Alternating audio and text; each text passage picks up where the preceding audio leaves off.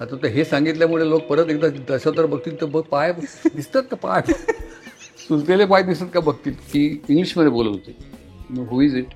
तर ती म्हणाली आय एम संजना कपूर. म्हटलं कोण? संजना कपूर. पोर्तुगीज भाषेची मोडतोड करून असं ती भाषा तयार केली होती. नियंत्रण असेल तुमचं एखाद्याच्या गोष्टीवर तर नियंत्रण नसल्याची ऍक्टिंग अधिक परिणामकारक करता येते. ओके. हा मी अनुभव घेतलेला आहे. हा थरार जो होता तो बाबुली सर्व करताना मला अनुभवता आला. नमस्कार. कॅचअप या आपल्या विशेष कार्यक्रमात आपल्या सगळ्यांचं मनापासून स्वागत. आज आपल्या सोबत आहे दिलीप प्रभावळकर. नमस्कार. दिलीप काका, तुमचा दशावतार हा सिनेमा नुकताच रिलीज झालेला आहे आणि त्यामुळे तुम्ही असे थोडे रिलॅक्स दिसताय की झाला रिलीज, आता लोकांच्या प्रतिक्रिया चांगल्या येत आहेत, समीक्षकांनी कौतुक केलेलं आहे, सिनेमा चांगला जोर धरतोय. आत्ता तुमच्या डोक्यात काय चाललंय? म्हणजे मी ती व्यक्तिरेखा करायला घेताना ती कशी डोळ्यासमोर माझ्या आली, मग मी कशी ती उलगडायचा प्रयत्न केला, कसं जाणून घ्यायचा प्रयत्न केला, एक एक त्याचे पैलू, एक एक छटा, एक एक बारकावे, लकबी वगैरे वगैरे वगैरे सगळे. सुबोध खानोलकरला छळून छळून म्हणजे प्रश्न विचारून त्याला अगदी नामोहरम करत. तर त्यावेळेच्या माझ्या डोक्यातली बाबुलीची एक प्रतिमा, करत असतानाची प्रतिमा आणि केल्यानंतर ती लोकांपर्यंत पोचल्यानंतर लोकांची प्रतिक्रिया, तर हे सगळे इंटरेस्टिंग प्रोसेस किंवा ही जी प्रक्रिया होती ती खूप इंटरेस्टिंग होती. पण मला नेहमीच वाटतं की म्हणजे मी तरी, बाकीच्या मला नटांचं माहीत नाही, पण माझ्या या चार काय म्हणतात त्याला, अवस्था म्हण काही म्हण, आद्याक्षरं घेतली तर अवची 12 खडी येते.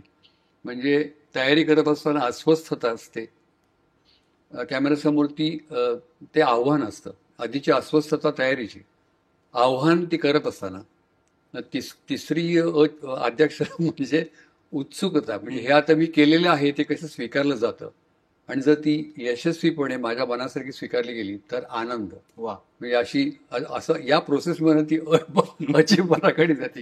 असं अस्वस्थता, आव्हान, उत्सुकता आणि आनंद आवडल्यास, आणि ती आवडावी अशी तीव्र इच्छा असते. मी तरी अजूनपर्यंत असं हातचं राखून कुठलीच भूमिका केली नाही. त्याच्यामुळे मग आता ती रिसीव्ह कशी होते, स्वीकारली कशी जाते, हे पण बघण्याची उत्सुकता असतेच ती, आणि आनंद होतोच ती चांगल्या पद्धतीने स्वीकारली गेली तर. नाही, तुम्ही पूर्ण देताच ना, कारण पोस्टकार्ड सारख्या सिनेमामध्ये जेव्हा तुम्ही लाकूड तोडायचं काम करता तेव्हा दिग्दर्शकाला धाकधूक असते की जेव्हा तुम्ही लाकूड तोडणार आहात तेव्हा किती टेक घ्यायला लागतील, पण तुम्ही पहिल्याच गावात लाकूड तोडता कारण त्याला माहित नसतं तुम्ही 4 दिवस आधी वखारीत गेलेले असतात. का वखारी खरंच गेलो होतो मी. काही मला ऍब्सोल्युटली काही माहित नव्हतं रे वखारीचं. अरे आपल्यासारख्या शहरी माझ्यासारख्या मला माहित नाही, गावागावात काही जातात गावाकडे वगैरे असतं. मला काय गाव नाही, मी मुंबईचा असतो, मला कुठे वखार बिखार कोराड माहिती आहे. तर मी पुण्याला नागनाथपाराकडे एक मॉडर्न वखार होती, तिकडे मी गेलो होतो. तर म्हणलं काय साहेब या ना, मला त्याला कळेल ना हा बाहेरून काय बघतोय. तर मी ते म्हटलं मला जरा, तुम्हाला कुऱ्हाड नाही, मला ते ग्रीप शिकायची. मग त्यांनी मला पकड शिकवली, त्यांनी मला कशी धरायची, कशी इथपासून सुरुवात. आणि मग माझ्यासाठी त्यांनी ती खरी कुऱ्हाड जे लाकूड तोडे वापरतात ती मला काय कोणालाच, मी तुला सुद्धा आणि कोणाला, मी नॉर्मल माणसाला पेलणार नाही इतकी ती जड असते. अरे ती मला वाटतं माझा सह लाकूड तोडे होता प्रवीण तरडे, ती त्यांनी लिहिलं या पेलली. तो मुळशीचा आहे, त्याला काम केलं मला ती, त्याच्यामुळे माझ्यासाठी त्यांनी एक वेगळी कुऱ्हाड केली होती. आणि मग ते क्लोजअप मध्ये मग त्यांनी प्रोफेशनल जे हे होते लाकूड तोडे त्यांचं घेतलं असावं, पण मी अगदी घाम गाळून आणि जीव तोडून लाकडं तोडली. नाही, तुमच्या या अशा काही भूमिकांबद्दल आपण बोलूया, तुमच्या या अशा अवतारांबद्दल आपण बोलूयात वेगवेगळ्या. पण गांधींची भूमिका तुम्ही केली लगेराव मुन्नाबाईमध्ये, त्यानंतर नारबाची वाडी सारखा एक सिनेमा की जो खूप गाजला, लोकांपर्यंत पोहोचला. पण त्यानंतर तुमची मुख्य भूमिका असलेले सिनेमे, पिंपळ असेल किंवा आता वेळ झाली असेल, त्याच्यात तुम्ही अर्थातच नेहमीप्रमाणे जीव तोडून काम केलं, पण ते म्हणावे तितके लोकांपर्यंत पोहोचले नाहीत. ती पार्श्वभूमी लक्षात घेता त्यामुळेच दशावतार हा सिनेमा तुमच्यासाठी महत्वाचा आहे. हो आहे ना. मला कुठेतरी एक सगळ्यांचं एक काय म्हणायचं त्याला, इंट्युशन म्हणा किंवा सगळ्यांचं एक म्हणणं असेल, वाटणं असेल त्यांना की ही पोचेल असं वाटतंय मला. आता इट्स टू अर्ली टू से, पण ती आवडावी असं मला वाटतंय. पण ही मातीतली फिल्म आहे, आपल्या मातीतली आहे, ज्यांनी लिहिली तो तिथला आहे, सुबोध खानोलकर, हो. त्यांनी संवादनी गीतं लिहिली, तो तिथला आहे. हम्म. तर त्याच्यामुळे तो मी तर गमतीने म्हटलं होतं, पहिला सीन जो याच्यातला मी केला, म्हणजे शूट केला, त्याच्यात गुरु ठाकूर ऍक्टर म्हणून त्यांनी तो माझे डोळे तपासत होता, आणि इकडे गुरु ठाकूर दिलीप प्रभावळकरांचं मालवणी तपासत होता. म्हणजे तो म्हणजे प्रकृतीकडे लक्ष द्या असं मला आणि माझ्या मुलाला सांगत होता, सिद्धार्थ मेननला. आता बापाला जप, आता बस झालं दशावतार वगैरे ओरडून. आणि त्याच वेळेला बारकाईनी डोळ्यात तेल घालून तो आणि कानात तेल घालून पण माझे ऍक्सेंट पण बघत होता, उच्चार म्हणजे मालवणीचं वगैरे. पण तसं मला थोडाफार कॉन्फिडन्स होता, कारण ती अगदीच मला नव्याने होती. म्हणजे सिद्धार्थला श्रेय आहे की तो तसं त्याला याची, किंवा इव्हन हिला पण, प्रियदर्शनीला वगैरे तसं मालवणीचं. मी ह्याच्या आधी मालवणी उच्चाराचे वगैरे असे सिनेमे केलेले होते. एका सिनेमामध्ये तुला जर आठवत असेल तर त्यात मी मालवणी नव्हतो, पण मी कोकणी बाप होतो, अशोक सराफचा, आपली माणसं. तर त्याच्यात रीमा सून होती माझी. तो पै तो गोवा कोकण बॉर्डरवरचा तिथला होता तो. त्याच्यामुळे मला ते हेल, ते उच्चार, ती पद्धत बोलायची ही मला माहिती होती बरीच. त्याच्यामुळे मला ते तसं हे नव्हतं. हा मालवणी मला करायला खूप आवडला. आणि तरी तो शुद्ध मालवणी बोलत नाही. म्हणजे मला म्हणायचं की ते गुरुचंच हे होतं, गुरुची कृपा, की गुरु म्हणाला की ते अगदी शुद्ध मालवणी कदाचित त्या मराठी ऑडियन्सला समजणार नाही, एक. आणि दुसरं म्हणजे तिथली पण हल्ली मालवणी माणसं म्हणे अगदी प्युअर मालवणी नाही बोलत ते. हा त्यांच्याशी मालवणी बोलतो गुरु, आणि ते ह्याच्याशी मराठी बोलतात. अच्छा. हा, मग असं ते गमतीचं हे आहे. तर तशी ती भाषा पकडायचा आम्ही प्रयत्न केला. पण हे तर भाषेबद्दल झालं. पण जसं तुम्ही लाकूड तोड्याची गोष्ट सांगितली, तसं ह्या बाबुलीला पण बरेच ऍक्शन आहेत, स्टंट करायचे आहेत. तर त्याची पूर्वतयारी तुमच्या डोक्यात कशी सुरू होती? अरे नाही, कुठे गेलात तुम्ही? नाही, जंगलच पुढे. पण आणि खरं सांगायचं तर ना, मी इतके नेहमी सांगतो मी की मी 4-5 सिनेमे कोकणात केलेत. नारबाशीवाडी केले, मर्डर मिस्त्री केलाय, पंचक केलाय, आणि कुठला तो विटी दांडू केलाय, विकास कदम त्याच्यामध्ये होता. पण असं कोकण नव्हतं बघितलं मी काही.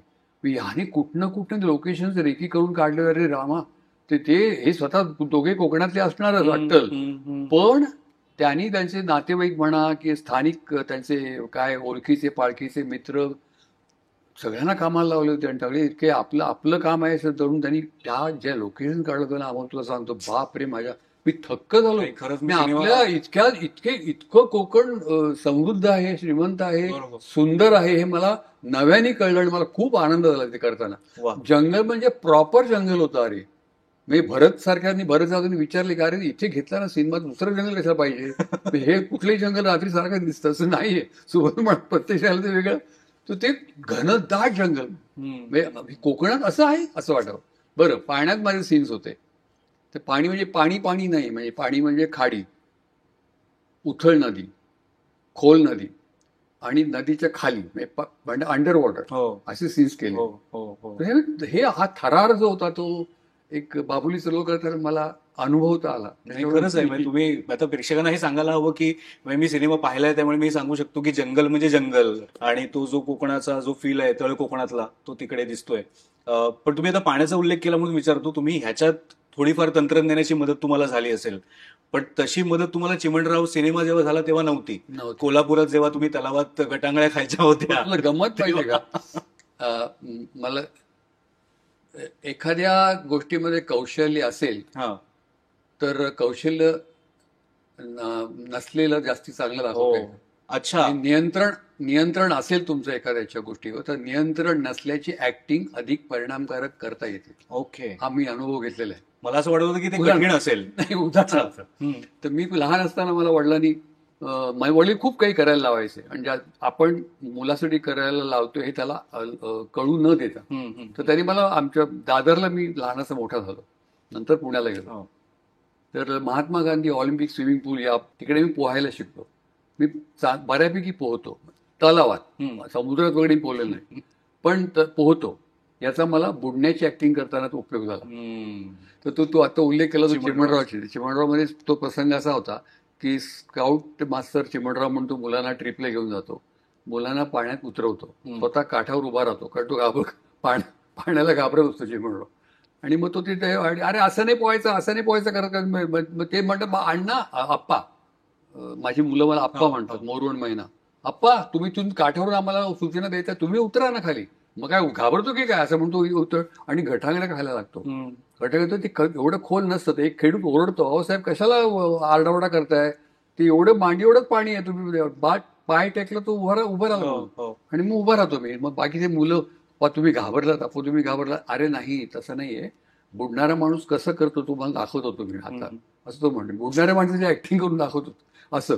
दुसरा प्रसंग, एकदा भूताचा मध्ये अशोक सराफ मला विहिरीत ढकलतो, मला पोहता येत नसतं, मी मास्तुरे, बोळा भाबडा बाहेरून आलेला मास्तुरे असतो, मग तो ढकलून देतो. रंजना बघत असते एका विहिरीच्या काठावरून, अशोक सर आणि बाकीचे अरे बुडला बुडला, एक तो मुलगा बुडत असतो खाली, आणि मी स्वतःला वाचवायची शिकस्त करत असताना त्या मुलाला वाचवतो.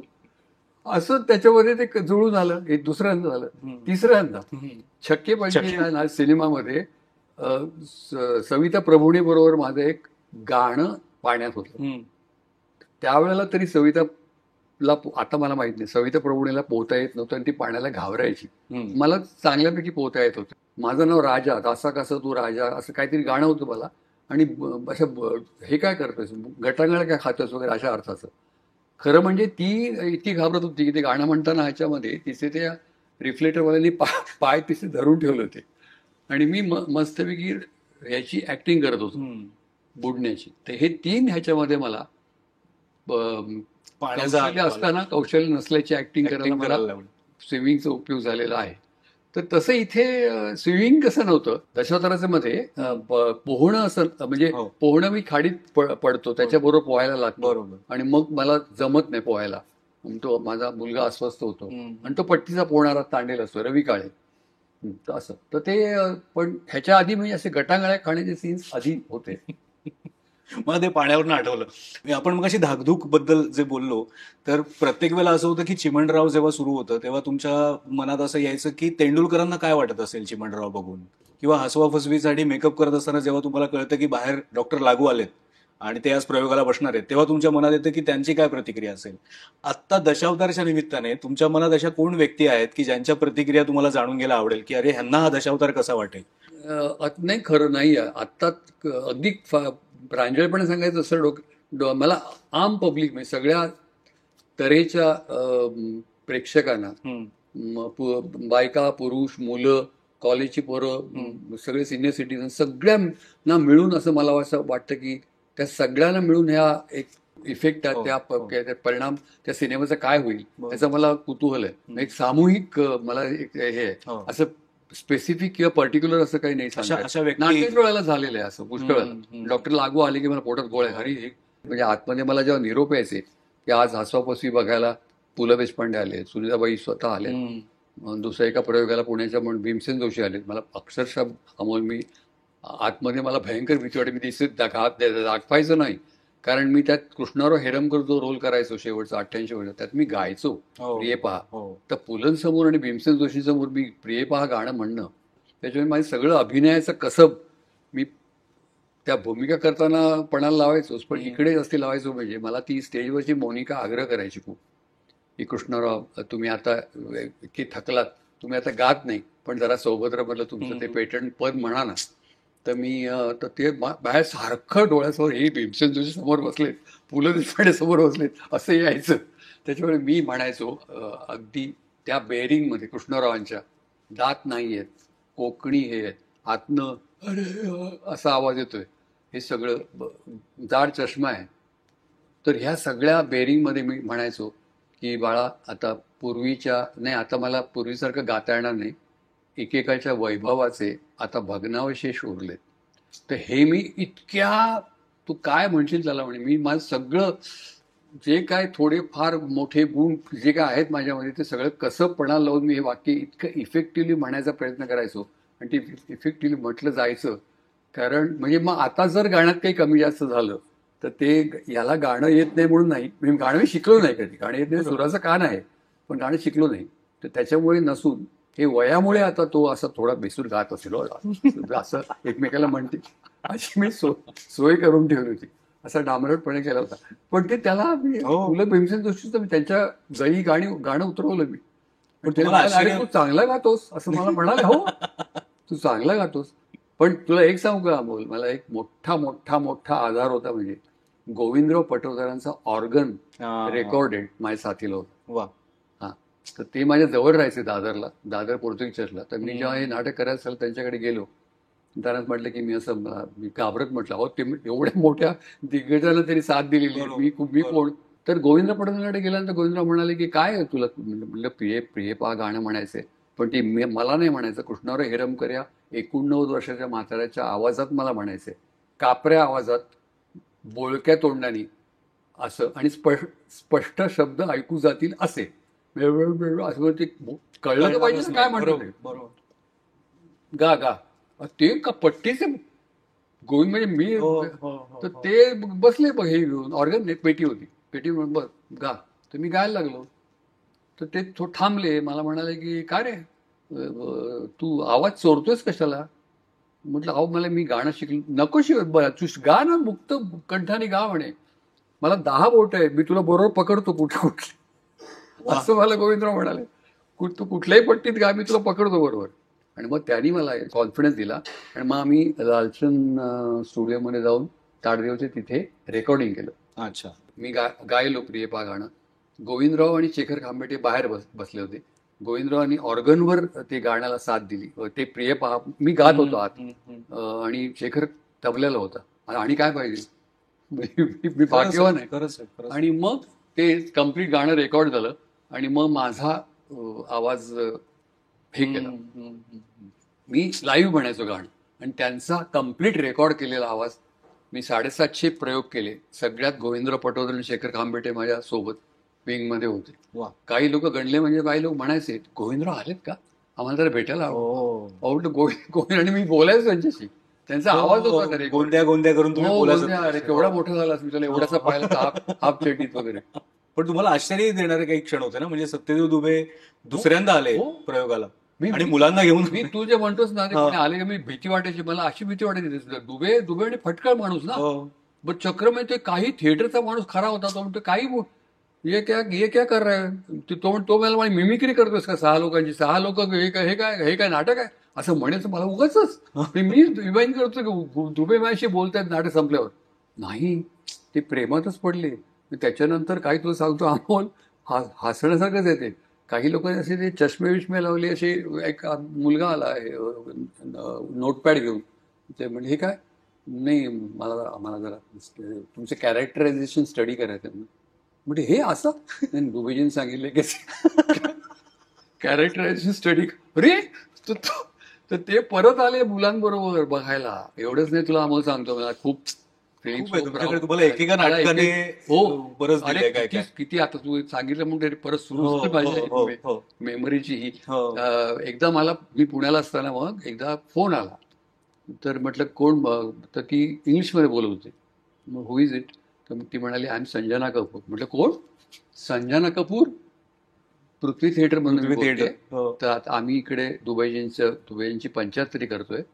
तर मग मी काय तिकडे हजर आहे, मला वाटतं हजर राहायला बोलवते. नाही, दुबईनी इन्सिस्ट केलं की तुम्ही तुमच्या आसपास 2 रोज करा इथे. पृथ्वी थिएटर अमोल, त्यांच्या याला मी नॉन मराठी ऑडियन्स समोर 2 रोज केले. आणि मग काही मराठी ऑडियन्सच्या आग्रहावरनं बॉबी मॉड पण केला तिथे. हो, मी नाना कोंबडीवाला आणि कृष्णराव हेरमकर लोकांसमोर केली झलक. अख्खे नाही, एकटा काय करणार, ते नाटक आहे. तर दुबईंच्या आग्रहावरनं मी एवढे प्रेमात पडले ते. 300व्या प्रयोगाला याच्या दिनांत मंगेशकरच्या प्रयोगाला पार्ल्याच्या दिलीप कुलकर्णीच्या ओळखीने अमरीश पुरींना बोलवलं मी. अमरीश पुरीने मला नाट्य दर्पणला म्हणाले होते की मला तुझं नाटक बघायचंय म्हणून, फार ऐकलंय म्हणून. आणि त्यांना बोलवले, घरच्यातल्या आवाजात. आणि ते आले ना रे, आणि त्यांनी हिंदीत भाषण केलं. आणि ते त्यावेळेला दुबईनी फोन करून सांगितलं की दिलीपला विचारा की मी आलं चालेल का म्हणून परत. हो, आणि चालेल का म्हटलं काय. आणि त्यांनी अस्खलित मराठीत हिंदीचा परिणाम असलेल्या मराठीतनं त्यांनी भाषण केलं दुबेनी. मी म्हणजे लाजून चूर व्हावं इतकी स्तुती केली माझी. खरंय. नाही, सत्यदेव दुबेंनी कौतुक करणं हे इतक्या म्हणजे या लोकांचं एक हे मिळणं ना, फार हे होतं रे. पु ल देशपांडे सुद्धा त्यांचं ते एक झुंज वाऱ्याशी नाटक आम्ही त्याच्यासारखं केलं. नाटक तुम्हाला मिळेल. वामन केमरेंनी मुळात होती मला कास्ट करावं त्या पुलंच्या गंभीर नाटकात. खरंच आहे, माझी खरंच आहे. वासूची सासू तळा चालत होत नाटक. इतका कॉमेडियनची प्रतिमा असताना अशा इतक्या गंभीर नाटकात त्यांनी कास्ट करावं. तालमीनं वामन केने डायरेक्टर असताना पुलं येऊन बसावं. पुलं आणि अशोक रानडेंनी येऊन बसावं तिकडे तालमींना. अशोक रानडेने आम्हाला शब्दोच्चार जरा घोटून घ्यावेत आमचे. शब्दप्रधान नाटक आहे आणि शब्दाला किती महत्व आहे नाटकामध्ये त्यांनी आम्हाला पटवून द्यावं. आणि पुलंनी त्याचं काही आम्हाला काही करून दाखवलं. हे केवढं भाग्य आहे आमचं. बरोबर. मी वसंत सोमण, शयाजी शिंदे आणि वामनची बायको त्यात हो. काम करत गौरी. गौरी. आणि मग तर ते माझे नॅशनल अवॉर्ड्स मला नंतर मिळाली. पण ते नंतर मग पुलंच्या केबिनमध्ये ते डायरेक्टर होते NCPAचे. त्यांना मला बेस्ट ॲक्टरची ट्रॉफी एक झुंज वाराशीसाठी मिळाली दाखवायला गेलो. ते खुर्चीतनं उठून आले, त्यांनी पाठ थोपटली माझी. हे नॅशनल अवॉर्ड आहे. खरंच. किंवा डॉक्टर लागून हसवापुसवी आल्यानंतर सारखं कल्पना करत होतो, इमॅजिन करत होतो, ताण देऊन कल्पनाशक्तीला की डॉक्टर लागू खो खो हसतायत. हे डोळ्यासमोरच येईना माझ्या. मी हसवापुसवीला बघून हे कसं काय. पण ते त्यांना इतकं आवडलं की त्याने आत मिळून मिठी मारली मला पुस्तक बक्षीस दिलं.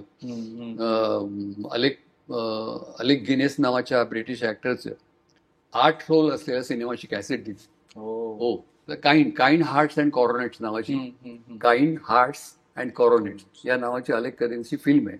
त्यात त्यांनी 8 रोल्स केले. ते बघायला मुद्दाम दिले. आणि त्यांचा अत्यंत आवडीचा अभिनेता अमेरिकन, ज्याचे डॉक्टर लागू प्रचंड फॅन होते, पॉल म्युनी. त्या पॉल म्युनीचं चरित्र डॉक्टर लागूने मला बक्षीस दिलं. हे हसवापुसी आवडलं म्हणून. अरे ही नॅशनल अवॉर्ड्स आहेत माझी. खरंच दिलं म्हणणार हसवापुसीला नम्र सलाम श्रीराम लागू हे माझ्याकडे आहे. आणि ते तुम्ही एका खेळ्याने पुस्तकामध्ये त्यांच्या परमिशननी मग त्यांनी पत्र लिहिलं मला. हसवापुसीचा प्रयोग पाहणं म्हणजे अभिनयाचा वर्षभराचा अभ्यासक्रम पुरा करण्यासारख्या वगैरे. मी म्हणजे ते बघून मी अवाक झालो. मग ते मीना कर्णिकनी वगैरे त्यांच्या परमिशननी त्या पुस्तकात छापली. तुम्ही आता ते कृष्णराव हेरमकर ती प्रोसेस सांगत होता तेव्हा माझ्या डोळ्यासमोर दशावतारमध्ये जेव्हा तुम्ही वेगवेगळे दशावतार मधले जे कॅरेक्टर्स केलेली आहेत ते पण असंच नाद असतो, ताल असतो. पुन्हा गंमत. हो खरं आहे. पण त्यात पुन्हा सोबतनी गंमत जी केलेली आहे ना, त्याच्यात आणखीन एक मला स्वतःला खूप फरक वाटत होते की हे विष्णूचे 10 अवतार असतात आणि काही मी अवतारा बाहेरचे पण करतो. म्हणजे विष्णूच्या अवताराचे जे 10 आहेत त्याच्या बाहेरचे पण माझे काही. मला असं वाटतं हनुमान हा अवतारामध्ये नाहीये, पण हनुमान मी याच्यामध्ये केलेला आहे. तर भीष्म पण जो आहे तो पण अवतारात नाही. याची गंमत अशी आहे की हसवापुसीमध्ये कसं होतं की ती 6 डिस्टिंक्ट कॅरेक्टर्स होती. बरोबर. म्हणजे वेगळ्या करेक्ट वेगळ्या व्यक्ती होत्या. हो. हा, इथे तसं नाही. मला विचारायचं होतं की दशावतार सादर करताना जो संगीत आणि ताल आणि तो जो नाद आहे त्याच्यामध्ये, तर तिथल्या दशावतारी मंडळींबरोबर तुमचं इंटरॅक्शन झालं असेल ते तुम्ही, कारण ते कसे सगळे केस वाढवलेले असतात, गावात फिरत असतात, रात्री त्यांना कुठलं कॅरेक्टर करायचं बऱ्याच वेळेला माहिती नसतं असं पण. आणि मला अगदी पहिली माझी प्रतिक्रिया जी झाली होती, हे सगळं मी बघितलं दशावतार आणि त्यांच्याशी बोललो वगैरे, की आपल्याला किती कमी माहिती आहे यांच्याबद्दल आणि यांच्यामध्ये किती गुण आहेत हे मला कळलं होतं. याचं कारण असं की आम्हाला बांधलेल्या संहिता देतात, सायक्लोसेल केलेल्या, टाईप केलेल्या पुस्तक असतं नाटकाचं, त्यांची संहिताच नाही. ते आयतवेळा नाही, हातात काहीच नाही, ठरवतात आयतवेळाला. पौराणिक ते सगळे त्यांना महाभारत रामायण त्यातली पात्र कल्पना करून रचलेल्या स्टोऱ्या, त्यांच्या गोष्टी रचलेल्या असतात. त्याचं हे पात्र ते पात्र कधी ओव्हरलॅप मी बघितलेलं याच्यामध्ये ओव्हरलॅप होत नाही कधी. संवाद बरेचसे उत्स्फूर्त असतात. आणि त्यात गंमत एक आता ती लक्षात आणून दिली गुरुनी, त्यांनी बरेच पाहिलेले आहेत ना गुरु आणि सुबोधनी, की ते एरवी अस्सल मालवणी बोलतात एकमेकाशी, पण तिकडे प्राकृत मराठीत बोलतात दशावतार. हो, मी तसं आपण बोलत नाही एरवी. उच्च मराठीमध्ये दशावतारामध्ये बोलतात सगळे. हे आहे की नाही गंमत. तुम्ही रात्रभर असं बघितलं खेळ तिकडे जाऊन? रात्रभर नाही बघितले, पण बघितले एवढंच नव्हे तर त्याच्यात मुरलेल्या आणि आता निवृत्त झालेल्या दशावतार कलाकारांच्या घरी गेलो आम्ही. हे सोबत सगळे होते आणि त्यांच्या मुलाखती म्हणजे त्यांचे अनुभव ऐकले, त्यांचे त्या कुठल्या कशाने केले, कसं त्यांनी एकूण हे केलं, कसा अनुभव त्यांना आला. हे आम्हाला खूप हे नव्याने मला मला खरं म्हणजे फार बरं नाही वाटलं मला की चला आपण थिएटरमध्ये इतकी करतो आम्ही शहरी शहरी करतो सगळं. आणि ही महत्वाची लोककला हो. आहे एवढी. आणि कसं काय माहिती नाही मला याचं कसं माहिती नाही म्हणजे ऐकी होतं पण ऍक्च्युली स्वतःची रंगरंगोटी स्वतः करणं, रंगभूषा स्वतः करून घेणं, कम्प्लीट कपडेपट स्वतः सांभाळणं, सगळं स्वतः स्वावलंबन की जे आम्ही कमी नट्टसंचामध्ये परदेश दौऱ्यानंतर नाईलाजाने आणि शिवाय देत देत कपड्यांच्या घड्या करतो ते हे प्रत्येक प्रयोगाला करतात. आणि ते आणि परत दुसऱ्या दिवशी पेटारे घेऊन दुसऱ्या गावी. माईक असतोच असं नाही. मी जे बघितलं ते विदाऊट माईक ते खणखणीत आवाज त्यांचा परत. तर हे मला असं वाटतं की याच्यापेक्षा खूप जास्ती मोठ्या प्रमाणात दखल ह्याची घ्यायला हवी पाहिजे. आणि ती जर दशावतारच्या निमित्ताने खरंच या दशावतारी कलेवर, या कला प्रकारावर, बरोबर, या परंपरेवर जर अधिक लक्ष वेधलं गेलं, अधिक त्यांना चांगले दिवस आले, भरभराट झाली, सगळीकडे दशावतार पोचला, तर मला असं वाटतं की ते आणखीन एक दशावतार सिनेमाचं एक हे होईल, मोठं यश असेल. मोठं यश असेल. खरंच खरंच खरंच. नाही, जसं तुम्हाला आतापर्यंत मिळालेलं कौतुक जे आहे ते एखाद्या नॅशनल अवॉर्ड सारखं आहे तुम्ही म्हणालात, तर तसे काही असे प्रसंग तुमच्या आयुष्यात आलेत की कवडसे नावाचा एक सिनेमा होता. हो हो. ज्याच्यामधलं तुमचं विलन, तुम्ही बायकोला मारहाण करता आणि त्यात अमेय वाघ आणि सिद्धार्थ चांदेकर 2005 साली आलेली फिल्म आहे. आणि नाही होते खरे सुबोध भावे, सुबोध भावे पण आणि होता. मकर नानासपुरे हे माझे मुलगे दोघे. हो, ते दोघे सख्खे भाऊ कसे मला माहित नाही पण सख्खे भाऊ होते. आणि त्यातले एकाची बायको अमृता सुभाष, हो हो, माझी बायको नीना कुलकर्णी. बरोबर. फ्लॅशबॅक मध्ये मला पहिल्या तरुण वयापासून मी जो मामा, माझा नाव मामा, तरुण वयापासून मला प्रचंड गांजेकस आणि व्यसनी, दुराचारी, भंगड म्हणता येईल तसा असा माणूस आहे तो. काही करत नाही, बायकोला लाथा घालतो, मुलांना लाथा घालतो. तर फ्लॅशबॅक मध्ये यांचे लहानपणीचे अवतार होते. तर ते सुबोध भावेचा लहानपणचा सिद्धार्थ चांदेकर होता आणि अमेय वाघ मकर अनासपुरे. अरे मला माहितीच नाही हे. त्याच्यानंतर अनेक वर्षात ह्याच्यावर मी अमेय वाघ बरोबर फास्ट फेणी केलं. माझा दुसरा कॅरेक्टर रोल भारा भागवतांचा होता. महात्मा गांधी आणि भारा भागवत हे दोन कॅरेक्टर्स केलेले. तर त्यात मला माहिती नाही त्याच्यावर आणि काय त्यांनी काम केलंय अमेय वाघ. फारच. तुम्हाला जेव्हा विजय तेंडुलकरांचा फोन आला त्याला कोण बोलतोय तुम्ही, तेंडुलकर बोलताय म्हणलं मी हा जर तुझा नंबर मी शोधला, काय कोणाला विचारून घेतला, तू तुझ्या उत्तम कामाची सगळ्यात चांगलं काम अजूनपर्यंत बघितलेलं मी कुठलं ह्या आवडलेलं चांगलं काम कुठे बघितलं नाही. नाटकाला ते कधी मला आठवलं नव्हतं. सिनेमात कुठला सिनेमा, तर ते नेहमी जर का तेंडुलकर लगेच सांगितलं तेंडुलकर असेल. थोडा वेळ त्याने घेतला, म्हणाले कवडसे. कवडसे तुम्ही कुठे बघितलं, तर ते म्हणाले की यशवंतराव चव्हाण सचिवालयाचे तिकडे काहीतरी फेस्टिवल होता तिकडे त्यांनी बघितलं. राजू फिरके म्हणून नाशिकचा त्यांनी केलं होतं. त्यांनी जयवंत कादंबरी आहे कवडसे, त्याच्यावर ते राजू फिरकेनी केलं होतं. तर ते कॅरेक्टर वेगळं होतं. तर ते त्यांनी म्हणाल तू उत्तम कॅरेक्टर. तर असं तू म्हणतोस बरोबर आहे की काही कॅरेक्टर्स मला आवडतात. मला असं वाटतं की ते तिकडे अभिनयाचा कस लागतो, पण ती कधी कधी लोकांपर्यंत पोहोचत नाही. या सगळ्या व्यक्तिरेखांमध्ये मला त्या वेळेला हे डायरेक्टर्स ढकलत आले. म्हणजे माझ्यामध्ये व्यक्तिरेखा, मी नेहमीच सांगतो, व्यक्तिरेखा माझ्यामध्ये माझ्यापेक्षा त्या डायरेक्टर्सना दिसल्या व्यक्तिरेखा माझ्यामध्ये. पण गजेंद्रचे परत तीन पिंपळमध्ये काय रोल आहे? पिंपळचा रोल शेवरीमध्ये वेगळा आहे. त्याला नॅशनल अवॉर्ड आहे. गांधींसारखं त्याला पण नॅशनल अवॉर्ड आहे. पण फार कमी लोकांना माहितीये की लगेरो मुन्नाबाई मध्ये तुम्ही अजून एक रोल केलाय. ते खरं सांगू का, अरे ते मला भंगच वाटली होती. म्हणजे मला वाटलं ते हे मला आश्चर्य वाटलं ठेवला कसं आहे ठेवलेला आणि तो दिसते तुम्ही कळता त्याच्यामध्ये. हो सांगा ना. ते माझं शूटिंग त्या दिवशी गांधींचं संपलं होतं. गांधींसाठी मी कम्प्लीट गोटा केला होता. बरोबर. 2-2.25 तास मेकअप चालायचा, जो इतक्या वर्षानंतर मी दशावतारामध्ये परत प्रत्येक अवतारामध्ये 2-2 तास मेकअप पेशंटली. ते पेशन्स मला तिथपासून आहे सुरू आहे. तर तो करायचा, तो खूप हे त्रासदायक असायचा मेकअप तो. कारण त्याचे रिंकल्स वगैरे ना नंतर ते असं इचिंग व्हायला लागायचं आणि चेहऱ्यावर असे प्रसन्न भाव ठेवायला लागायचे गांधींचे. तर हे सगळं केल्यानंतर एकदा एके दिवशी शूटिंग लवकर संपलं आणि मी ते गोटा असल्यामुळे पोलो कॅप घालायचो आणि मग ती शबनम पिशवी का कुठेतरी एक बॅग होती, शोल्डर बॅग, ती घेऊन बसलो होतो. ती संपलं शूटिंग जायचं. तर Rajesh Mapuskar first AD Assist, होता. हा. तर ते सीन असा चालला होता की ते गेटवेल सूनचं ते बोके द्यायचे ना, तर तो विलन आपला हा होता, बमन लकी इराणी. सिंग, बमन इराणी होता. त्याच्या बंगल्याच्या फाटकाच्या बाहेर बुके देऊन लोक जातात त्याला चिडवायला. आणि हे सगळे वृद्ध माणसं मला वाटतं तिकडे त्यांची हे असतं काय, तिकडे ठाण मांडून बसलेले असतात त्याच्या बंगल्याच्या बाहेर, बरोबर. आम्ही हटणारच नाही म्हणून. आणि तो वैतागतो बघून बघून. तर ते बुके घेऊन जाणाऱ्यामध्ये राजबाबू ते दिली की तुम्ही बसला, ते तुम्ही पण एक बुके घेऊन जा ना. अरे मी कशाला म्हटलं, आता गांधींचा आता मेकअप पुसून बसलोय मी इकडे. नाही नाही. आणि त्यांनी तो मला हे तसं मी गेलो, बुके ठेवलं. अरे तू ठेवलाच नाही, तू ठेवला. आता हे किती तर ते लोकांच्या मला- लक्षात आलंय मला माहिती नाही, पण आता हा किस्सा ऐकल्यानंतर तुम्ही पुन्हा एकदा लगेरो मुन्नाबाई बघा आणि हे खरे दिलीप प्रभावळकर तुम्हाला त्यात सापडतात पण की नाही मला बघा. बारकाईने बघणारे एक दोन मित्रांनी सांगितलं तू हा. होतास का रे? म्हणून "हा, मी नव्हतो, माझ्या दिसणारा कोणतरी होता म्हणून. ते वाटलं, पण हे त्यांनी रिस्क कशी काय घेतली. हो बघा ना. मला वाटलं हे ठेवणंच शक्य नाही, कारण बरोबर. गांधी सुरू करणाऱ्या माणसाचा बुकीत कशाला देत ते ठेवला तो पण गंमत. ज्यांना ते कळलंच आहे त्यात सिम्बॉलिक काहीतरी शोधलं असेल, त्याच्यामध्ये रूपक असेल काहीतरी एका दिग्दर्शकाच्या मनातलं.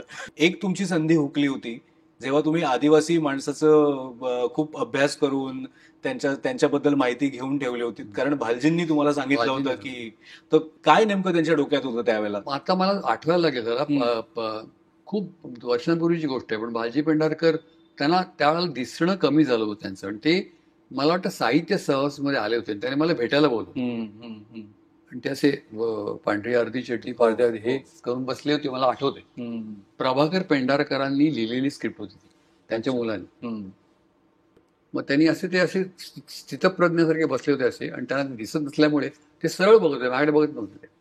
आणि लोक तुमचं काय काय सांगतात मला, पण मी तुमचं काय अजून बघू शकलो नाहीये. चिमणराव वगैरे, हा चिमणराव सिरियल वगैरे सांग मी बघितलेलं नाहीये. पण एक अगदी वेगळा, तुम्ही काय करता, तुम्ही एखादा रोल तुम्हाला दिला, तुम्ही काय करता, तुम्ही ऑब्झर्व करता, निरीक्षण करता. समजा तुमच्या अजिबात कल्पनाशक्तीच्या बाहेरचं कॅरेक्टर तुम्हाला करायला दिलं तर, असं मला सांगितलं. म्हणजे काय, तो ते आदिवासी असा एक आदिवासी चुकून आर्मीत दाखल झालाय, चुकून तर त्यात जातो आणि शौर्य गाजवतो. अशी फार वेगळी कथा होती. आणि भालजी स्वतः डायरेक्ट हे करणार होती. आणि मग त्यांनी असंच एक स्वतःशी बोलल्यासारखं मला एक ऐकवलंय. त्यांनी नुकतंच पाहिलेलं एका जर्मन फिल्मचं मला ते इतकं सुंदर रसग्रहण केलं, अप्रतिम. त्यामुळे एक जर्मन ऍक्टर, मला काय नाव पण आठवत नाही मला, जर्मन ऍक्टरने सांगितलं, तो पाठमोरा असतो कॅमेराला आणि तो त्याच्या पाठीच्या एकूण हालचालीवरनं किंवा एकूण स्टेजच्या ह्याच्यावरून आपल्याला त्याच्यात सगळे इमोशन्स कळतात. असं आयला मी थक्क झालो. म्हणजे ह्यांच्याकडे तर काम करायला मिळेल, ते खूप खूप काही ऐकायला शिकायला मिळेल असं. ते म्हणाले सगळेच ऍक्टर्स आमच्याकडे काय म्हणतात हेवा वाटावे असे नसतात. तर मला असं वाटतं की तुम्ही काही शिकू बघताय किंवा काही नवीन काही वेगळं करू बघताय, असं ते मला म्हणाले. बरोबर. तर मला मी मुद्दामून तुम्हाला हे विचारलं, कारण दशावतार सारखा सिनेमा करताना जेव्हा लोक तुम्हाला त्या रोलमध्ये बघतात तेव्हा त्याच्या मागे तुमची तयारी ही कधीपासून चालू आहे, त्याच्या मागे काय काय घडून गेलेलं आहे, ती पार्श्वभूमी काय हे पण लोकांना कळायला पाहिजे. पण एक आठवण अशी आहे की ज्यामध्ये मुन्नीचा वाढदिवस या नावाचं प्रहसन तुम्ही दूरदर्शनसाठी केलेलं होतं आणि ते बघून व्ही शांताराम यांनी तुम्हाला भेटायला बोलावलं आणि सिनेमा ऑफर केला, पण तो तुम्ही नाकारलीत ती ऑफर. आज त्या तुमच्या निर्णयाबद्दल तुम्हाला काय वाटतं? नाही, तसं नाही मला काही वाटत, कारण ते स्वतः व्ही शांताराम दिग्दर्शन करणार नव्हते. त्यांच्या बॅनरखाली तो राजकमलच्या बॅनरखाली होता. ओके. आणि मला वाटतं अनंत मानेंचा सिनेमा होता. नंतर राजगोसाईंनी कोणतरी केला मला माहित नाही. आणि मग काही मी बघितला नाही सिनेमा तो, पण नंतर मला काही सिने समीक्षकांनी सांगितलं की तुम्ही नाही केलं ते बरंच केलं असं. पण ते तर नंतरच झालं. त्यावेळेला तो निर्णय घेणं किंवा नकार देणं हे तुम्हाला कसं जमलं? त्यावेळेला तेच वाटलं की ते एकतर त्यांनी मला खूप मोठा मान वाटला की चासकरांकडे मी मुन्नीचा वाढदिवस नावाचं स्किट स्वतः लिहिलं होतं. चौकट राजा आणि हे सगळं काय म्हणतात मानसिक संतुलन बिघडल्याच्या विषयावरच्या कलाकृती केल्या त्याच्या खूप आधी स्वतः, की एका कॉलनीतलाच बाप आपल्या मतिमंद मुलीचा वाढदिवस साजरा करू बघतोय आणि त्याला आनंद मिळावा असा प्रयत्न करतोय. तर एक 10-15 मिनिटं स्किट होतं ते, गजरामध्ये मला वाटतं झालं होतं. आणि त्यात काम करणारे पण सगळे माझ्या कॉलनीच लोक होते, मग शारदाश्रम मधले होते सगळे. ती सुषमा चित्रे नावाची मुलगी होती, तिने तो काम केलं, त्यांनी मतिमंद मुलीचं काम केलं होतं. घट्ट वेण्या बांधलेली होती, मला आठवते ती. आणि मग ती झाल्यानंतर त्याला प्रचंड रिस्पॉन्स मिळाला, खूप फोन आले जास्करना. त्यासाठी मला फोन केला घरी, दादल. म्हणले की अरे खूप तुला व्ही शांतारामनी ते त्यांच्या इंदुरी मराठीत बोलायचे, फोन खूप खूप फोन आले बरं. आणि कोणाचा फोन आला माहितीये का, तर मग कोणाचा व्ही शांताराम तुला भेटायला बोलवले, जा जा लवकर जाऊन ये. मग मी गेलो राजकमलमध्ये, त्यांनी गेलो, त्यांनी मला खूप Chitrapati V Shantaram media I was flattered. Anant Mane आणि हे कदम बसले होते तिकडे, पिंजराचे म्युझिक डायरेक्टर राम कदम. त्यांनी बघितलेलं नव्हतं स्किट. ते व्ही शांतारामनी माझ्या देखत ती सांगितली, कथा सांगितली, त्या प्रहसनाबद्दल सांगितलं. आणि ते म्हणाले की आम्ही अख्ख्या सिनेमात जो देवशराने संदेश तो यांनी 15 मिनिटात दिला म्हणून. असं मला तिथपर्यंत खूपच मला मी संकोचाने चूर झालो. म्हणजे एवढ्या मोठ्या एक कॉम्प्लिमेंट आहे. पुढे त्यांनी सांगितलं, ते म्हणाले की तुमच्यासारखे लोक आमच्याकडे आले पाहिजेत. मला कळलं ना काय म्हणतात. ते म्हणाले की फिल्म करतोय आम्ही माझ्या बॅनर खाली, अनंत माने दिग्दर्शन करणार आहेत, माझं लक्ष असेलच वगैरे. आणि तर तुमचे त्या एक काही महिने आधी मला नोकरी लागली होती, चांगली नोकरी होती, अंधेरीला फार्मास्युटिकल कंपनीमध्ये नोकरी करायचो. तर ते म्हणाले की एक महिन्याला 10 दिवस द्या आम्हाला फक्त. म्हटलं 10 दिवस? असे 4 महिने, 1 ते 10 किंवा 11 ते 20 किंवा 21 ते 30 असे 10 महिने, 4 महिने द्या, 40 दिवसात आपण करून टाकू तुमचं काम. असं तो काय मला माहित नाही, स्वभावाचा भाग असेल किंवा काही असेल, मला मी त्यांची स्तुती ऐकून मला खूप बरं वाटलं. मला त्यांनी एवढे कॉम्प्लिमेंट्स किंवा मोठ्या माणसांनी द्यावे, पण पुढचं ऐकून मी फार सावध झालो. म्हटलं हे एका मराठी सिनेमासाठी आपल्या इतक्या नोकरीवर गदा येईल असं रजा मागायची, असं कोण देणार रजा रे? 10 दिवसांनी ती रिस्पॉन्सिबल पोस्ट होती. तर म्हटलं मी सांगतो काय काय काय काय विचार करते. नाही, मी विचार कळत होतो असं. तर पण ती भेट तुमच्या लक्षात राहिली, म्हणजे एवढ्या मोठ्या माणसाची भेट. तुम्ही आता प्रहसनाबद्दल सांगितलं, त्याच्यावरनं आठवलं की तिथे तुम्ही प्रचंड प्रयोग करायचा, म्हणजे तुमच्याबरोबर टीमही होती. अर्थात म्हणजे मला एक मी ऍक्टर म्हणून एक process of finding your self किंवा स्वतःला शोधण्याची प्रक्रिया ही मतकरींकडे सुरू झाली. पण स्वतःला सिद्ध करण्याचं जे जो एक विश्वास असतो किंवा आत्मविश्वास असतो तो चास्करांकडे झाला. म्हणजे चास्करांनी मला स्वतः लिहून भूमिका करायला सांगितल्या. त्याच्यामुळे लेखनातले प्रयोग पण केले, बरेच केले. हो, म्हणजे ज्याच्यामुळे मला चिमणराव मिळाला ते स्किट मी चास्करांकडे लिहिलेलं होतं. 25 नावाचं केलं होतं. एका जोडप्याच्या 3 अवस्था होत्या. त्याच्यामध्ये जो 25चा जो माणूस होता की महत्वाची व्यक्ती नसताना महत्वाची व्यक्ती असल्याचा आविर्भाव आणणारा, तो एक पोकळ आत्मविश्वासाला म्हणता येईल की एक आहे, सुमार एकूण ह्याचा आहे. पण तो बघून विजया जोगळेकरांनी म्हटलं की तुम्ही चिमणराव कराल का वगैरे असं. तर तिथे मी खूप तऱ्हेचे हे ते बुंदीचा वाढच त्याच्यामध्येच होतं, त्यांच्याकडे गेलो होते. पण म्हणजे विषय वेगवेगळे होतेच, तुम्ही हाताळलेत ते, पण त्याचे जे मांडणी होती, म्हणजे आता एकदा तुम्ही सबटायटल्सचा पण प्रयोग केला होता. तर म्हणजे अगदी जांभई किंवा शिंका आली तरी त्याचं ट्रान्सलेशन खाली यायचं. पण मग तेव्हा काय लोक, मी आणि दया डोंगरे पास काम करायचो. दया डोंगरे मला सिनियर, मी काम करायचो. मी ती लिहिलं होतं ना, ते पोर्तुगीज भाषेची मोडतोड करून असं ती भाषा तयार केली होती आणि ते आम्ही चोख पाठ करून म्हटली होती. मी शास्त्रज्ञ, ती माझ्या त्या सेक्रेटरी, तसं ती म्हटली होती. आणि ती अगदी आळस आला, ते आळसाचं पण ट्रान्सलेशन यायचं, ते खाली ट्रान्सलेशन यायचं. शिंका आली, जांभई आली, त्याचं खाली ट्रान्सलेशन यायचं मला. तर त्याचे वेगवेगळे प्रयोग केले. एकदा एका ह्याच्यामध्ये कम्प्लीट सायलेंट स्लॅपस्टिक कॉमेडी केली, सायलेंट. म्हणजे मी आणि सुषमा तेंडुलकर होतो. तर असे वेगवेगळे प्रयोग करायला मला विनायक चास्करांनी खूप संधी दिली. आणि यांचं तर माझ्या मतकरींचे खूप उपकार आहेत. मतकरींकडे मी खरं सांगू तुला, शास्त्रशुद्ध अभिनयाचा कोर्स केला नाही, कारण मला कधी ऍक्टर व्हायचं नव्हतं. मी सायन्सचा होतो. चुकीचं असेल बरोबर असेल, पण मला काही संशोधन करायचं त्यावेळेला होते. आता इथे झालं संशोधन, प्रत्येक भूमिकेचं करत गेलात तुम्ही. तर मग या लोकांची नाटकं करता करता, म्हणजे रत्नाकर मतकरी, विजय तेंडुलकर, पु ल देशपांडे, जयवंत दळवी, ह्या लोकांची नाटकं करता करता हा माझा अभिनयाचा कोर्स झाला. बरोबर. आणि तो अजून सुबोध खानोलकर पर्यंत हे सगळे नवीन गजेंद्र अहिरे, उमेश कुलकर्णी, गिरीश कुलकर्णी ह्या मंडळींकडे तो हा कोर्स चालू राहिलाय पुढे. आणि अजून तुम्हाला असं वाटतं की हा आदित्य कोर्स चालू आहे सरपोतदार, असं? हो, आदित्य सरपोतदार वगैरे. हो. आणि तुला सांगू अगदी फ्रँकली, मला काय वाटतं की हा फिल्मचा म्हणा, नाटकाचा म्हणा, हा प्रवाह आपण पाहतो, प्रवाह बदलत जातो. तर तो काठावरून बघण्यापेक्षा त्या प्रवाहात सामील होऊन त्यात मला पोहायला मिळतंय, हे मी स्वतःच भाग्य समजतो. मोठी गोष्ट. मी अजून आउटडेटेड झालो आणि अजूनही they are comfortable with me. हे नवीन पिढीचे लोक, नवीन पिढीतले ऍक्टर्स, आता माझ्यावर सिद्धार्थ मेनन काम करतोय, प्रियदर्शनी इंदलकर काम करते, लक्षाबरोबर मी जे रोज केले, लक्षाच्या म्हणजे प्रिया या अभिनयाच्या आईच्या वडिलांबरोबर, आईबरोबर काम केले मी. लक्षाचं सासू लक्षाबरोबर केलं, लक्षाच्या बायकोबरोबर केलं अभिनय, आणि आता अभिनयवर करतोय. तर ते सुद्धा अजून सुद्धा ऍक्सेप्ट करतात की हा, अरे बाबा हे आले, असं नाही वाटत आहे त्यांना. म्हणजे तर ते एक हे आहे ना, आणि त्यांच्याकडे खूप काही शिकायला मिळते ह्या नवीन डायरेक्टरकडनं. तर हा अभिनयाचा कोर्स, जरी मी शास्त्रशुद्ध शिक्षण घेतलेलं नसलं अभिनयाचं, नॅशनल स्कूल ऑफ ड्रामाला वगैरे जाऊन, तरी हा कोर्स आजता काय चालू राहिलाय. तो आधी नाटककारांच्या ह्याच्यात चालू होता, आता तो अशा सुबोध खानोलकरच्या दशावताराच्या नवीन काही शिकायला मिळतं, नवीन काही तुम्हाला बघायला मिळतं, नवीन काही करून बघायला मिळतं, एक्सपेरिमेंट्स, प्रयोग. बरोबर. आणि नवीन प्रकारचं सॅटिस्फॅक्शन मिळतं की अरे पण आपण हे पण करू शकतो.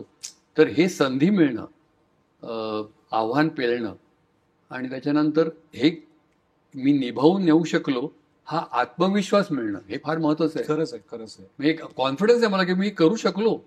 नाही, जसं तंत्र बदललं तसं तुम्ही पण स्वतःला बदलत राहिलात ना. मी प्रयत्न करतो. हा, म्हणजे दिसतंय आम्हाला ते बेसिकली. म्हणजे तुम्ही जरी म्हणाल की मी शिक्षण नाही घेतलं, तरी लहानपणी तुम्ही संगीत नाटकातल्या कलाकारांच्या भोवती घुटमळायचात शारदाश्रम मध्ये. तो आकर्षण होतं कुठेतरी आधीपासून. तुम्ही मतकरींबद्दल सांगत होतात, तर मला खूप महत्वाचं वाटतं की सगळ्यात जास्त नाटकं, एकांकिका तुम्ही मतकरींच्या आतापर्यंत संस्थेमध्ये मी 12 केली. लिहिलेल्या, त्यांनी डिरेक्ट केलेल्या 18-19 एकांकिका किंवा नाटकं आहेत. आणि परत त्यांनी लिहिलेली प्रोफेशनल दुसरा कोणी डिरेक्ट केलेली पण मी पण विजयनी केलं होतं. वटवट सावित्री प्रकाश बुद्धिसागरने डायरेक्ट केलं होतं.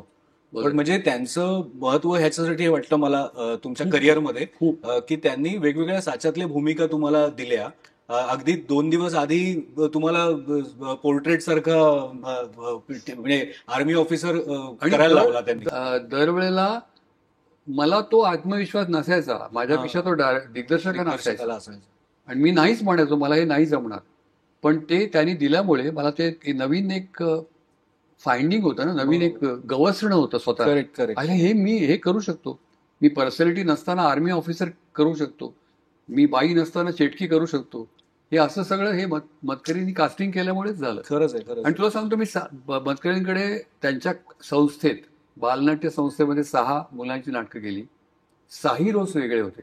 इंद्राचा असं नारद शेंडीमध्ये मी इंद्र होतो, विजय साळवी नारद होता. मग चेटकीमध्ये तुला माहिती आहे, चेटकीमध्ये हे असे 6 रोज वेगळे केले. 6 प्रौढांची नाटकं केली. प्रेम कहाणीमध्ये मला बेस्ट अॅमेच्युअर ऍक्टरचं अवॉर्ड मिळालं. ज्या वर्षी बेस्ट प्रोफेशनल ऍक्टरचं अवॉर्ड काशीनाथ घाणेकरांना मिळालं. आम्ही दोघे एका वेळेला केले. बेस्ट सर्वोत्कृष्ट हौशी कलावंत आणि सर्वोत्कृष्ट व्यावसायिक कलावंत.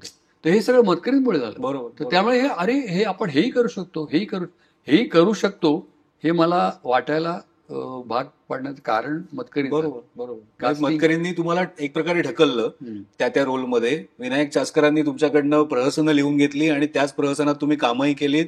त्याच्यामुळे लोकप्रियता पण वाढत गेली. चिमणराव झालं. हे सगळं तुमचं चालू असताना सुरेश खरे तुमच्या आयुष्यात आले आणि त्यांच्यामुळे तुम्ही नोकरी सोडली आणि त्यांनी तुम्हाला छान सल्ला दिला आणि त्यांनी तुम्हाला ऑफर दिली व्हिडिओ प्रोडक्शन कंपनीमध्ये पार्टनर म्हणून तुम्ही आलात. हे खरं आहे का की सचिन आणि विनोद कांबळीची पहिली मुलाखत तुम्ही घेतलीत? मुलाखत हो. तर आता त्याच्या आधीच झाली होती की नाही माहित नाही, पण त्यावेळेला आम्ही मुलाखत म्हणा किंवा जे त्याला आम्ही काय डेमॉन्स्ट्रेशन द्यायला लावलं, त्यावेळेला सचिनचं वय 12.5 होतं. बरोबर. विनोदचं मला वाटतं 14 होतं काहीतरी.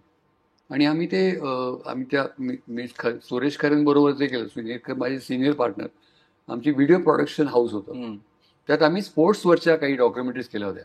तर त्यावेळेला ही डेमॉन्स्ट्रेशन द्यायला ही शारदाश्रम विद्यामंदिरची मुलं होती, त्यामुळे त्याला वर्ल्ड रेकॉर्ड केला होता सचिन आणि कांबळींनी. तर त्यावेळेला त्यांना आम्ही डेमॉन्स्ट्रेशन द्यायला होतं. त्यावेळेला हा सचिन तिकडे होता. आणि आचरेकर सर त्यावेळेला म्हणाले होते की हा तेंडल्या टेक्निकली खूप चांगला आहे, पण हा स्टायलिश आहे, हा पण खूप चांगला खेळतो का मी दोघांचे बद्दल बोलले. मी रेकॉर्ड केला, हा एक भाग झाला, रेकॉर्ड ऑलरेडी झाला होता रेकॉर्ड. बरोबर. हॅरिस की गाईज मला लक्षात नाही, हॅरिस शीट किंवा गाईज टीमवर वर्ल्ड रेकॉर्ड होतो. हम्म. तर मग ते आमच्या एडिटिंग रूम मध्ये आलं होते. मुघल लेनला गोरेवाडी आहे, तिकडे आमची एडिटिंग रूम होती. तिथे आपण कसे दिसतो हे बघायला ते TV लोकं वर. असतील. हो. सचिनचं बघत होता आपण कसे दिसतो. आणि त्याच्यानंतर बरोबर 3.5 वर्षांनी तो इंडियाच्या टीममधनं पाकिस्तानला गेला आणि अब्दुल कादरला झोडला असं बरोबर 3.5 वर्ष. तर हे तुम्ही नंतर भेटला असेल त्याला आणि हा. कधीतरी हा विषय झाला असेल तुमच्यात. त्याच्यापेक्षा गावस्करला जास्ती समजलं, म्हणजे अगदी फ्रेंडशिप वगैरे हा, झाली. हा, हा. विजय केंकरे या लोकांना खूप, कारण बरोबर, विजय अर्धा बरोबर. क्रिकेटरच आहे तर तो याला जास्ती जवळून ओळखतो. हम्म. तसं तितकं नाही, पण बरोबर. तेवढं ओळखतो मी. गावस्कर आमची हसवापुसवी 100 प्रयोगाला आला होता.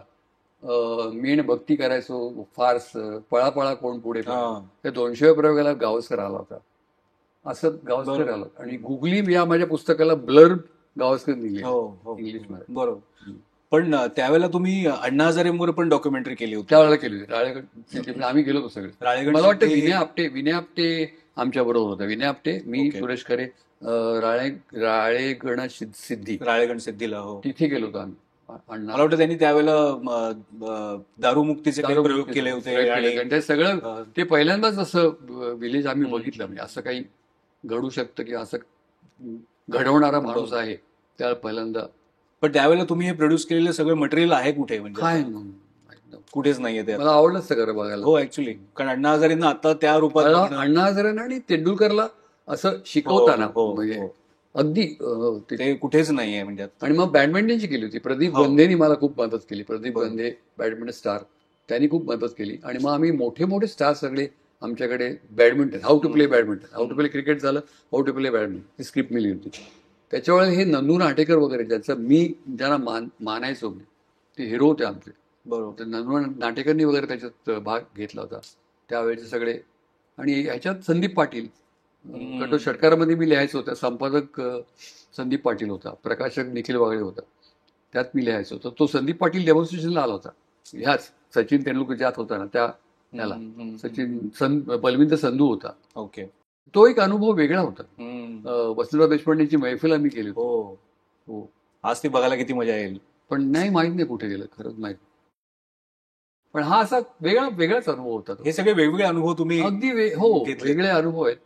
आणि बाकी आणखीन एक सांगण्यासारखं वेगळं हे मला एक, तसे सगळ्यांना असते म्हणा, पण तो एक माझा वीक पॉइंट म्हणजे golden age of Hindi film संगीत हा माझा वीक पॉइंट होता, अजूनही आहे.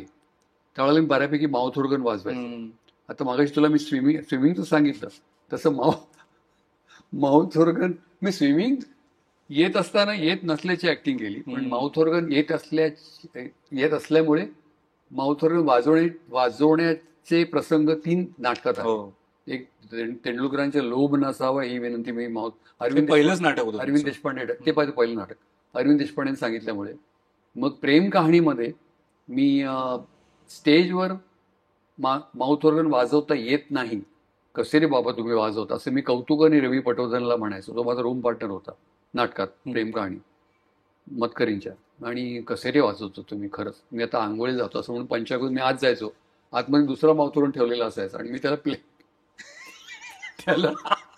प्लेबॅक द्यायचो आतून. पण तो अगदी स्टाईलमध्ये असं करून नाही, पण वन्स मोर म्हटलं की मी हा खरंच वन्स मोर घेईल, मी पळत जाऊन त्यावेळेला ते तिथे केलं होतं. आणि तिसऱ्यांदा हे वाघुरू मध्ये शेखर फणसळकरांचं नाटक, बरोबर, त्याच्यात मी वाजवायचो.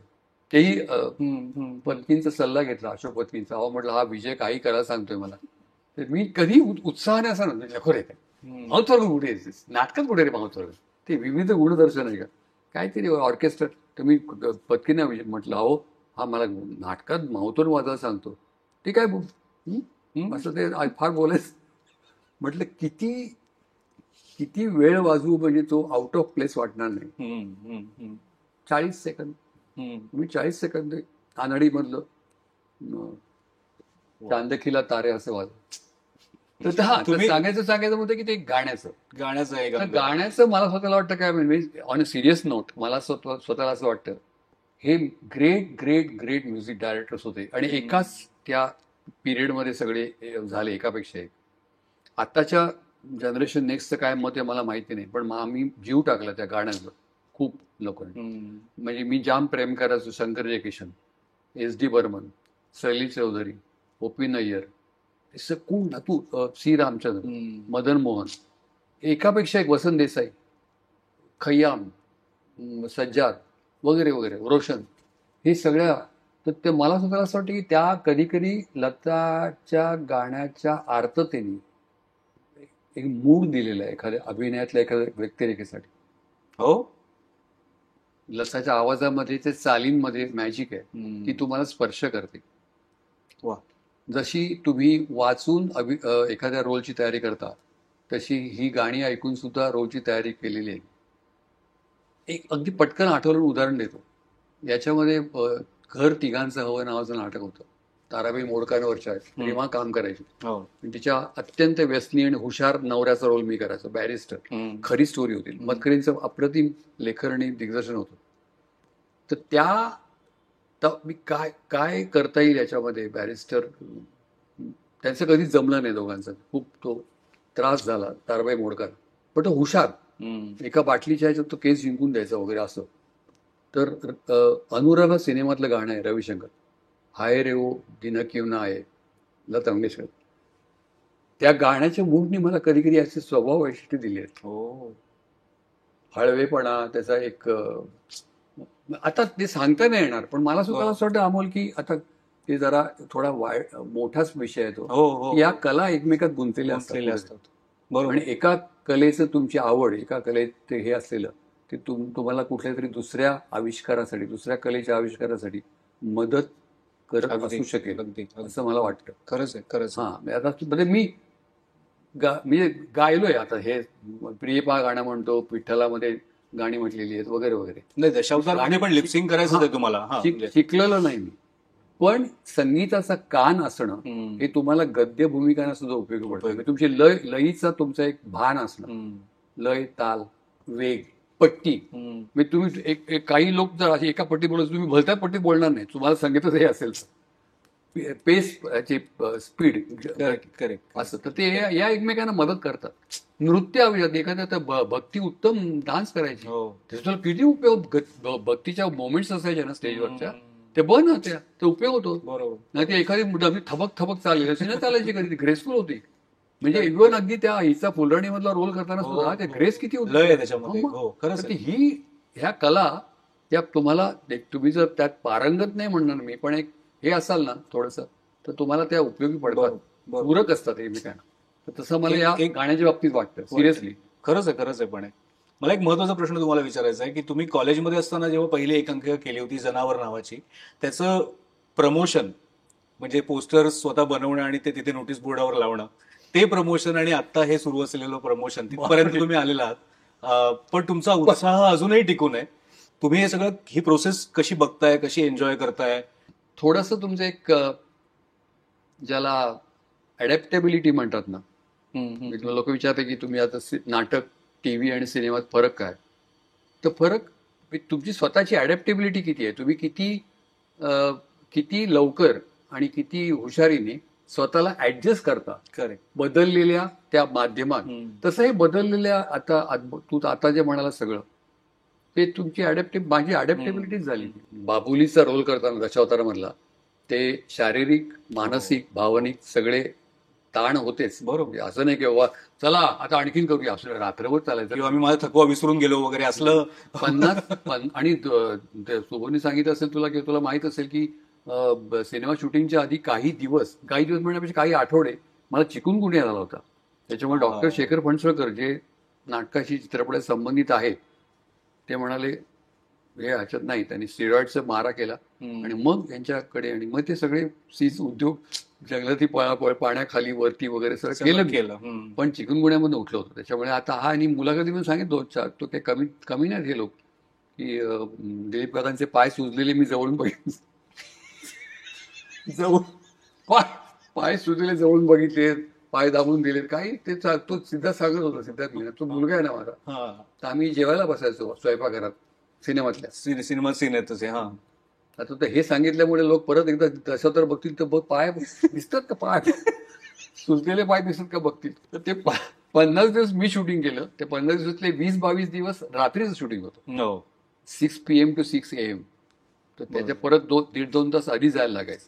म्हणजे 4:30-5 शूटिंग मेकअपला बसायला लागायचं. पण ते आता तुम्ही ऍक्सेप्ट, म्हणजे तुला सांगू का, कंटाळ येतच नाही मला असं नाहीये. तेच बोलून कोणाला कंटाळ येईल. हो नाहीतर मी ते हसवापसी नाटक काय, टिपरे सिरियल काय अजून चालू ठेवली होती. मी का बंद केली? सॅच्युरेशन पॉईंट येतो काहीतरी आणि फ्रेशनेस जाऊ शकतो म्हणून मी ती बंद केली. पण मला झापलं, बोले काही लोकांनी झापलेत, इन्क्लुडिंग अशोक हांडे, सुनीलचे वडील. अरे वेडा का तू, तो पैसा मिळतोय, ग्लॅमर मिळतोय, अमुक मिळत, तू थांबवतो ना असं. पण तू केलंस ते बरोबर केलंस सांगणारे लोक सुद्धा होते. डॉक्टर हेमो अधिकारी, ज्यात माझ्यावर काम करायचं. त्यामुळे योग्य तू तिकडे असताना, चांगल्या याच्यात असताना तू बंद करतो, चांगलं करतोय. म्हणजे का बंद केलं विचारता येतं, चांगलं आहे, कधी बंद करणार पेक्षा. ते टिपरेच्या बाबतीत पण केदार शिंदे तर माझं एकमत झालं. म्हणजे मला शेवटी एवढंच म्हणायचंय की दिलीप प्रभावळकर हे नाव असं आहे की त्यांच्याकडे इतक्या गोष्टी आहेत सांगण्यासारख्या, इतक्या काही गोष्टी त्यांनी बघितलेल्या आहेत आणि त्या जर तुम्हाला समजून घ्यायच्या असतील तर त्यांनी स्वतः लिहिलेली पुस्तकं आहेत. झूम नावाचं पुस्तक आहे, मी असा कसा झालो कंसात असं लिहिलंय त्यांनी, ते पुस्तक आहे. आणि एका खेळ्याने नावाचं पुस्तक आहे. म्हणजे अभिनय त्यांचा जो प्रवास आहे तो, त्याची प्रोसेस, त्याची प्रक्रिया, त्या दरम्यान भेटलेली माणसं, त्या सगळ्या माणसांनी त्यांना वेगवेगळ्या रोलमध्ये कसं ढकललं आणि ते ढकलल्यानंतर त्यांची एक अभ्यासाची पद्धत कशी होती, हे सगळं, आणि अर्थातच वेगवेगळ्या किस्सांसकट ते तुम्हाला वाचता येईल. आणि याशिवाय पु ल देशपांडे असतील, जयवंत दळवी आहेत, विनायक चास्कर आहेत, यांच्याबद्दलच्या अतिशय हृदय आठवणी या सुद्धा त्या पुस्तकांमध्ये आहेत. तर ही पुस्तकं तुम्ही जरूर वाचा. याशिवाय त्यांनी जी प्रहसनं लिहिलेली होती त्याचंही एक उत्कर्ष प्रकाशनचं पुस्तक आहे. बोक्या सातबंडेची तर सिरीज आहेच, ती लहान मुलांसाठी, ती लहान मुलांनी जरूर वाचा, मोठ्यांनीही वाचा. श्रीयुत गंगाधर टिपरे चं अनुदिनी नावाचं पुस्तक आहे. गुगलीची सिरीज आहे.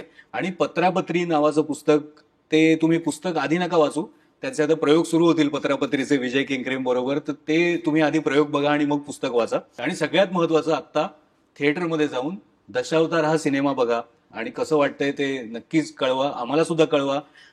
दिलीप प्रभावळकर स्वतः सोशल मीडियावरती आहेत कुठे कुठे, तर तिथे त्यांना जाऊन तुम्ही सांगा. मला वाटतं शेवटी मला तुम्हाला धन्यवाद द्यायचे आजपर्यंत आम्हाला तुम्ही जो अनुभव दिला इतका वेगवेगळ्या प्रकारचा त्याच्याबद्दल. आणि खूप छान लिखाण करून तुम्ही ते डॉक्युमेंटेशन पण खूप चांगलं केलं की पुढच्या अनेक पिढ्या ते वाचत राहतील. शेवटी मला थोडंसं, म्हणजे तुम्हाला इमोशनल नाही करायचंय, पण मला एक असं विचारायचंय की गेल्या काही वर्षात तुम्ही थोडे हळवे झालेले आहात का? ते होतं किंवा ते पुष्कळ, म्हणजे ते वाटतं. म्हणजे मला अलीकडे गेल्या 1-2 वर्षातच मला नाटक संपल्यावर किंवा सिनेमा पाहिल्यावर माझा लोक, सर तुम्ही या वयात सुद्धा, ते कलाकृतीबद्दलच्या आधी या वयात सुद्धा हे पालुपत सुरू केले, त्याच्या एवढं नाही मला काही वाटत. ते ऍक्सेप्ट करतो, ते वय काय लपवायचं. पण जवळची माणसं, तू म्हणतो बरोबर आहे, खूपच माझ्या अगदी. आत्ता गुंड्याभाऊ गेला आमचा काही दिवसापूर्वी, बाळ कर्वे, ज्याच्यावर नुसतं मी गुंड्याभाऊ, चिमणराव गुंड्याभाऊ नाही केलं, त्याच्या आधी सूर्याची पिल्लेमध्ये माझ्या बरोबर होतं. आणि माझं पहिलं नाटक तेंडुलकरांचं लोभ नसावा ही विनंती, त्यात बाळ कर्वे माझ्या बरोबर, त्यात पहिल्यांदा भेटला.